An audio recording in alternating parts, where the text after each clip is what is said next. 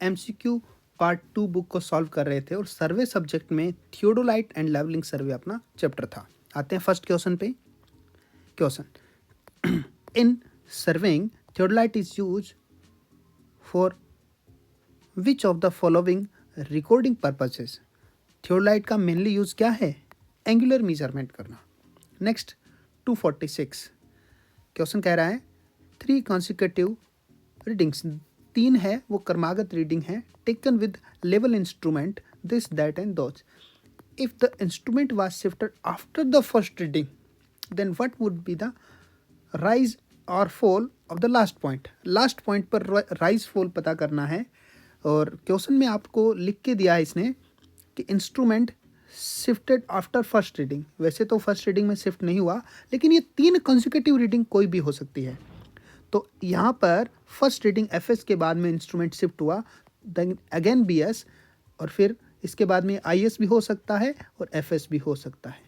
ठीक है, नेक्स्ट तो हम लास्ट पॉइंट, इस पॉइंट पर राइज फॉल पता करते हैं। तो previous reading minus this reading, हमारे पास एक ऑप्शन है previous reading minus this reading. ये हम लगाते हैं कैलकुलेशन, तो आंसर आएगा माइनस में, इसका मतलब हुआ फॉल, और कितना आएगा 1.561। तो आंसर अपना हो गया डी। एक बार चेक जरूर करें। नेक्स्ट इस क्वेश्चन में थोड़ा सा करेक्शन है, जहाँ पर मैंने इनकरेक्ट लिखा है वहाँ पे करेक्ट होना चाहिए। हाँ जी, क्वेश्चन पढ़िए। Which of the following statement correct with regard to precise levelling when compare to ordinary levelling. Okay, precise levelling के रिगार्डिंग आपको करेक्ट स्टेटमेंट देना है।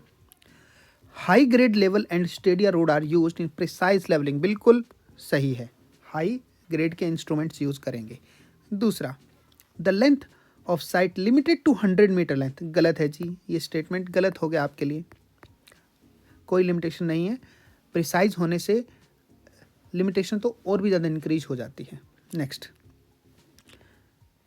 क्वेश्चन कह रहा है रोड रीडिंग, रोड मतलब levelling staff, are reading taken against the 2 horizontal hair diaphragm. यहाँ पर लेवलिंग में केवल एक ही हॉरिजॉन्टल हेयर पर रीडिंग पढ़ी जाती है, तो यही स्टेटमेंट गलत हुआ।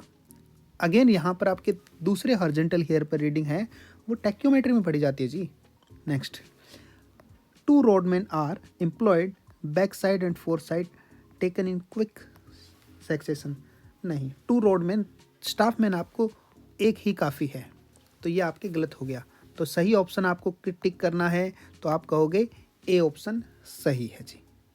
ठीक है, नेक्स्ट 248 क्या कह रहा है 248 वाला?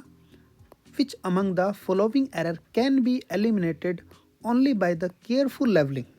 अगर लेवलिंग को केयरफुल तरीके से करें तो कौन सी एरर एलिमिनेट की जाएगी? With respect to the altitude bubble it is in adjustment. Okay, देखते हैं।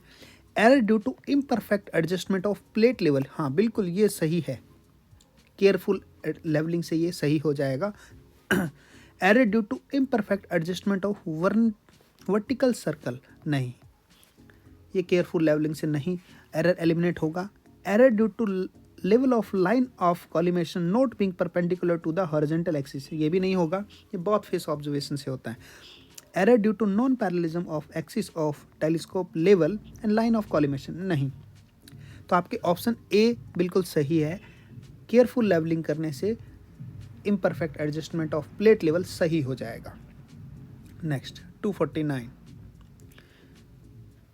विच among the following is judged by using plumb bob, if it is not available it may be judged by dropping a pebble from the center of the bottom of instrument।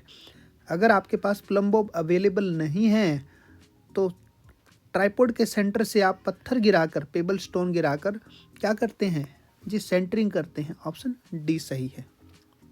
250 question, the line which is commonly considered to be the line defined by a plumb line। plumb line किसको define करती है?